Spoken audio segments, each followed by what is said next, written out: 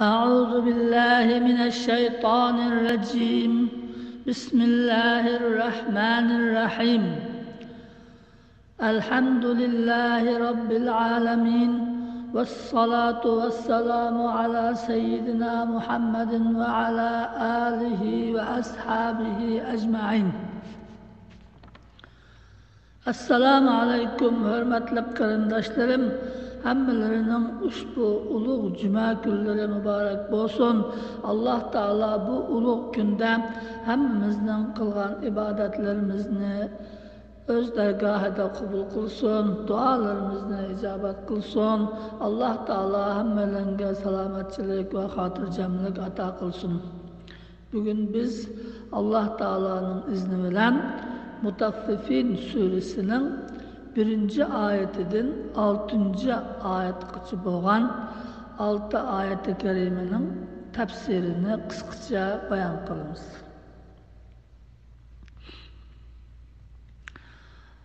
Mutaffifun suresi Resulullah sallallahu aleyhi ve sellem'ge Mekke'de nazil bo'lgan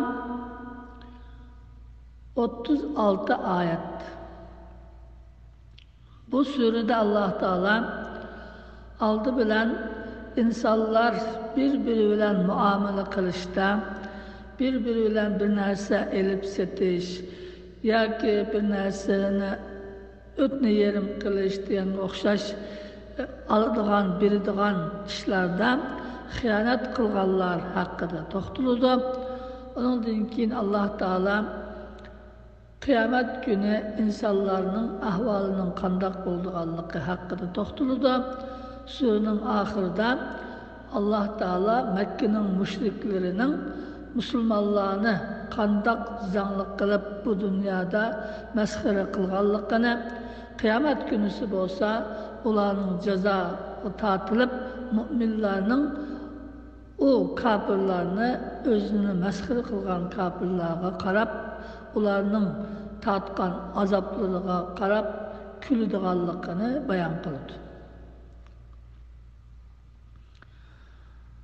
Estaizu billah Veylul lil mutaffifin.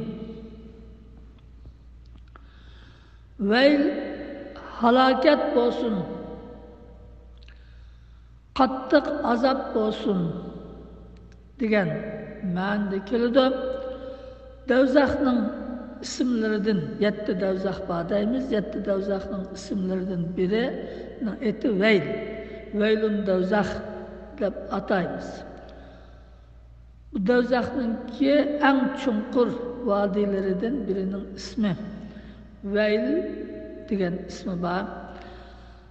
Deydi müfessir alimler.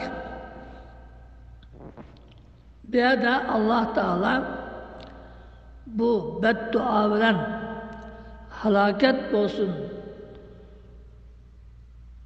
Veylun degan devzak ularning kirdiğan joyi olsun degan ma'noda başladı. Kimga veylun olsun? Kimga bu duani qilyotdi? Lil mutaffifin. Aşu eliş bir işte, bir narsani elişte, başkalarga bir işte, hıyanet kılgıçılarga.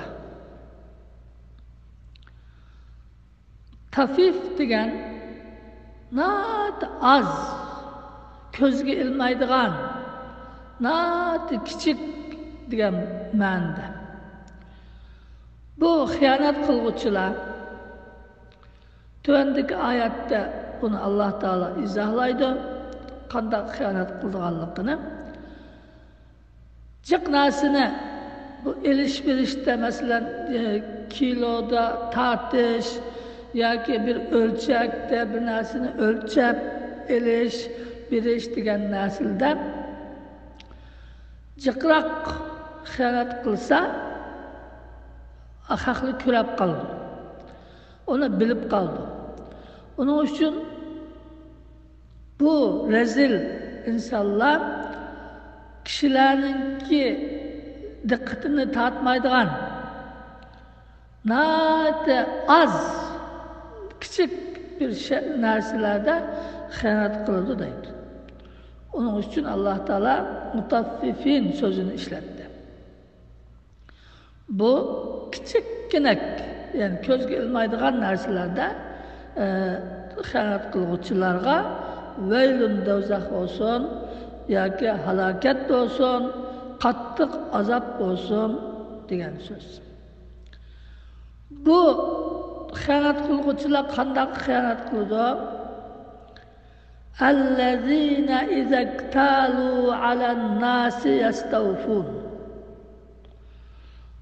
O xiyonat qiluvchilar shunday kishilar ki, eğer insanların üstündeki haklarını, yani özünün hakkını insanlardan algan vaxtida yastavfun, toluk aldı. Hiç narsini kam koymay. Bir narsini ölçep, iktalu degen kilolap, yani ölçep eliş degen söz. Burunqi zamanlarda hazırkıda gram, kilo deydigan gaplar yok idi. Hamma narsani suyuqliq bo'lsin yoki bug'doy qo'noqqa o'xshash narsa bo'lsin, hamma narsaninki o'zining o'lchak bordi, o'lchaydigan. Shu o'lchakda o'lchab bir o'lchak, ikki o'lchak deb alatdi, shundoq satadi, anda bir ish qilishadi insonlar. Şuna Allah Teala bir adı iktalu degan ölçep eliş degan. Yani başkalarının özünün hakkını ölçep algan vaxtida toluk alıdı. Hiç qandaq narsani kam koymay. Ve izâ kaluhum. Endi bu başkalarga ölçep berişte ev vezanuhum yoki başkalarga hakkını tartip bir işte yuhsirun kam birdi. Bu kançılak kam birdi? Aşı yukarıdaki mutaffif. Küçükinek. Yani 5-10 gram. Bize mesela metrelap ölçügen olsa 1-2 santim diyenge okşaş. Yani cıkrak kılsa haklı körak kalıdı, bilip kalıdı. Nimişqa mani kam berdiniz deydi. Dep, bular şunchilik rezil, şunchilik pastkash insonlar ki, kichikkina bir narsani kam qilish orqali shuning bilan ko'nglini xush qiladi.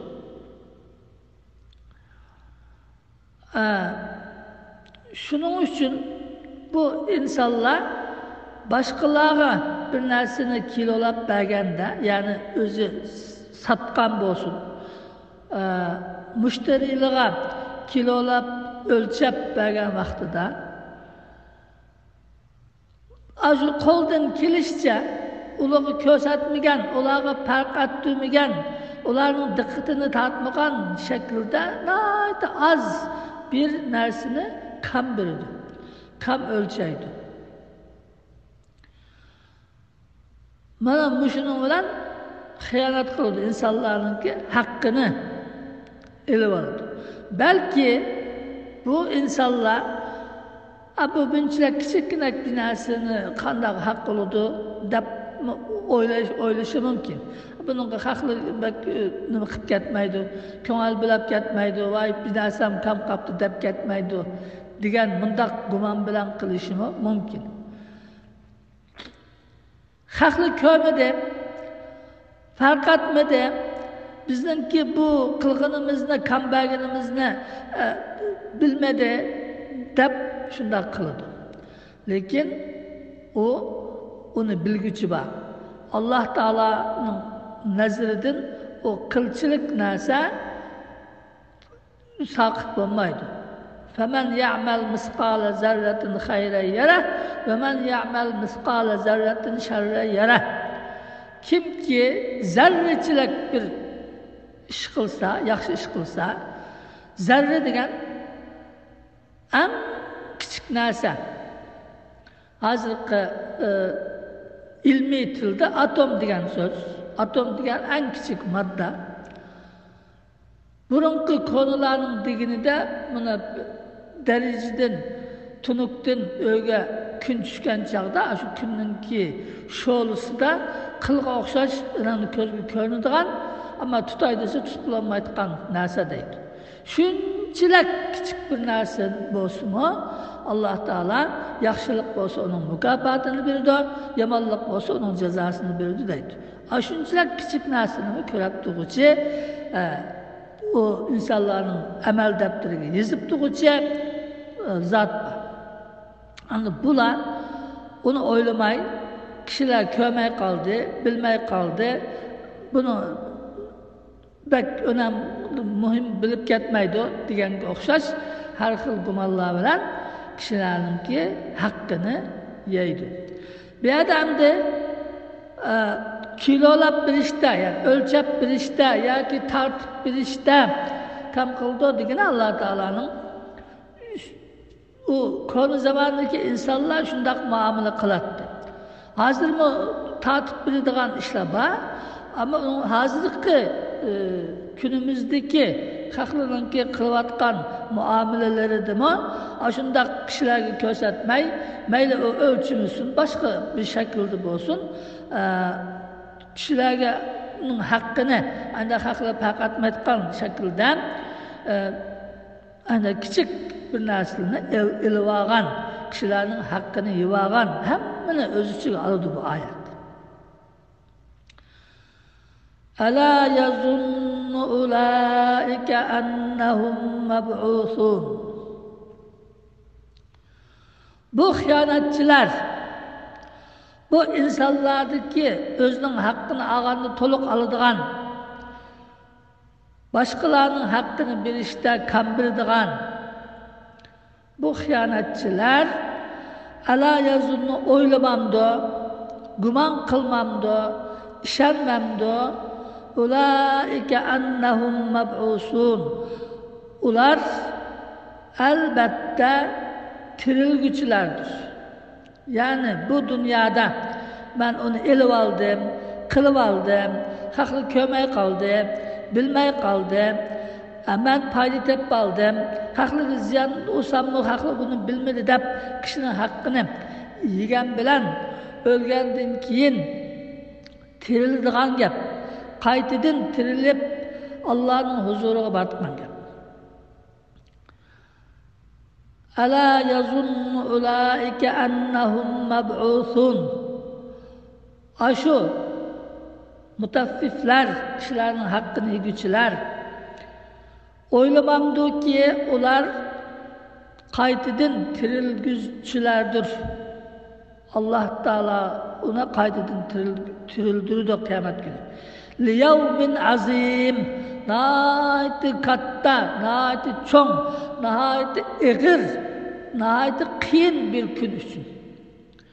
Allah Teala kıyamet gününe bir yerde azim, katta, nahayeti çoğ da sıfatlışı. Bu azim degen hem ulugluk cihatta, kattılık cihatta çoğ, güldün insanlar o yağı yığılıtkan çoğ meydan degen özü çıkaldı. Hem o yerdeki ahvalının, kıyınçılıkının nahayet eğir, nahayet kattık insanlar tasvirlep boğutsuz, tasvirlik bomboğudak şundak kattıklı ikenlikini ifadeledik. Sonra başka ayette nimdeydi? وَتَرَاهُمْ سُكَارًا وَمَا هُمْ بِسُكَارًا. İnsanların kıyamet günüsü mes görürsen deydi. Lekin ola mes emez. Ama o kıyametin Allah'ın azabının katlıklıkıdan şundak mestek olup kalır. Şundak eğir gün. Şundak eğir gün için tirilip kopamız da oylamamdı deydi. O kandak gün يَوْمَ يَقُومُ النَّاسُ لِرَبِّ الْعَالَمِينَ. O şundak bir gün ki bütün insanlar Rabbil Alemin boğan Allah Teala'nın aldıda öğrü turup şundak kol bağlap turup hesap verdiğin gün. Aşundaq katta kun, aşundaq ulug' kun uchun terilib qopishni bular o'ylamamdi deydi.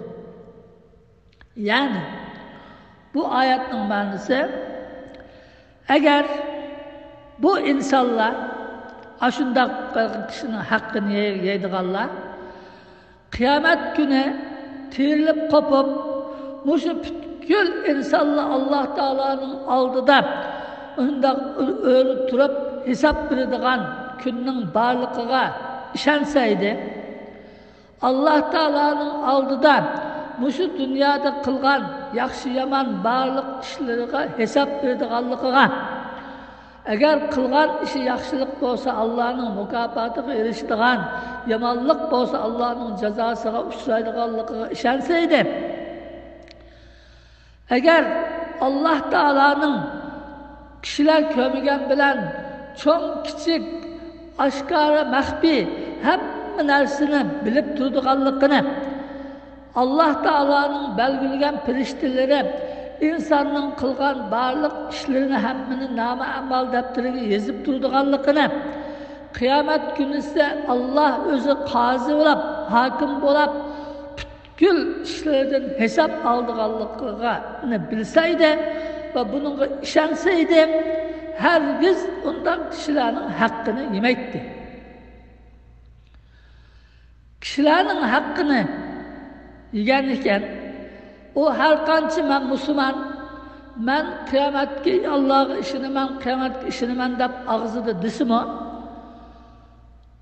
kishining haqqidan qo'rqmay, bu odamda o cho'ng haqni davatmaydi Alloh taolo. Mutaffif eng kichik, ya'ni ko'zga ilmaydigan shunday haqlarni qo'rqmay kishilarning haqqini yeguchi, bu ağzıda iman keltirdim ben Müslüman desimi, o hakikatte kıyametki işenmeyen kişi. Bir de ala yazunnu, yani Allah Teala yu'minu demey, işenmemdi o demey, yazunnu guman kılmamdı o, oylamamdı diyen sözünü işletişine deydi müfessir alimler. Çin işensi o, herkes onda kişinin hakkını yiyişten katlı korkudu. Çin işenmesi var mı da? Aşından bulap kalamı ki, ya şimdi kıyamet Resulullah kalsa, kıyamet günü ise aşından Allah'ın aldığı hesap verdiğin, hem iştin çok küçük, hem iş aşkar olduğun, hiç kandarlar yaşadık, kanmadık, iş bağdaydı, müşür Resulullah kalsa kandak olan, dep bir güman kılsa, güman kılsa mı, şu kişinin hakkının kaçattı deydi. Kişinin hakkını yiyişten kaçmagan, kişilerge ziyan uruştan korkmagan, müşündak insanlar bu güman mı kılmaydı diyen sözler. O çingo işenmeydi. Güman mı kılmaydı? Kıyamet bulap kala, Allah'ın aldığı berip kalaman, bunun hesabını kandak hesap veremem de güman mı kılmaydı? Oylap mı koymaydı? Şunun için korkmasın, müşündak yaman işlerini kılıdı. Kişinin insanların ki hakkına hıyanet kıldı. Her türlü yollar bilen insanlara ziyan uğradı. Bu kıyametki bağın çağda ne buludu? Allah Teala bunun hesap aldı, cezalaydı. Şuna Resulullah sallallahu aleyhi ve sellem benim ümmetimden iflas, muflis yani kuruk kol kalan kişi kim bilemsizler degende sahabeler o pul milledin ağırlıp kalan adamını biz muflis yani kuruk kol kalan deyimiz ya Resulullah degende benim ümmetimden kuruk kol kalıdığan muflis iflas boğanlar kıyamet günüge namaz, roza ve başka her türlü yakşı ameller bilen kelgen. Lekin birini tıllıgan, birinin hakkını yegen, birinin ki akısı gayret kılgan, biriga mühdar ziyan urgan, buna işlerini kılgan. Kıyamet günü Allah Teala şu hakkını yivağanlarının hakkını tölegin dep onu tölegili saldı. Onu töleş için eğer pul mal olmagandıkken nima kıldı? Şu yakşı amelleri bilen töleydi. Yakşı amelleri insanların hakkını bilip tükep kalsa, insanların hakkı yetmişse, uçakta shu haq egisi bo'lgan insonlarning gunohlarini akilib, buni haqqini yegan odamga yuklaydi. Shuning bilan bu shuncha dunyoda jiq yaxshi amallarni qilgan bo'lsa-mu, o amallarni hammadan quruq qilib do'zaxga kirdi. Mana shu mening ummatimdan iflos o'g'anlar degan. Shunga bu nihoyatda qo'rqinchli masala, kishining haqqini yeyish masalasi. Alloh taolo shu haq egisi rozi bo'lmaguncha undan o'tmaydi. Shunga bu unda qishlardan nihoyat qattiq saqlanish kerak. Ko'zga ilmagan kichik narsalar deb o'ylamaslik kerak. Alloh taolo bizni shu Qur'onga yaxshi o'qib, yaxshi tushunib amal qilishni nasib qilsin. Alloh taolo bizni kishilarning haqqini yeb silishdan saqlasin, har turli gunoh ma'siyatlardan saqlasin. Alloh taolo bizni iymon bilan ketishni nasib qilsin. Oxiratda Alloh taolo bizni Rasululloh sallallohu alayhi vasallamning shafaatiga yetkazsin. Qur'oni Karimni bizga shafaatchi qilsin. Barliq gunohlarimizni mag'firat qilib, joyimizni jannatda qilsin. Amin. Va oxiru da'vana alhamdulillahi robbil alamin.